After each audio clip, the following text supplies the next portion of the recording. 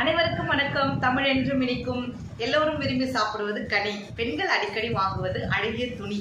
இன்னைக்கு நம்ம வகுப்புல பார்க்க போறது அணி. அணி அப்படின்ற இலக்கணத்தை பாடலாக பாடி கற்பிப்போம். அணி என்றால் அழகு என்று பொருள். அணி என்றால் அழகு என்று பொருள். செய்யுளை சொல்லாலும் பொருளாலும் அழகு படுத்தும் பாரு. அணி என்றால் அழகு என்று பொருள். நூல் இருக்கு ரெண்டு வகை நூல் இருக்கு. நூல் இருக்கு ரெண்டு வகை நூல் இருக்கு.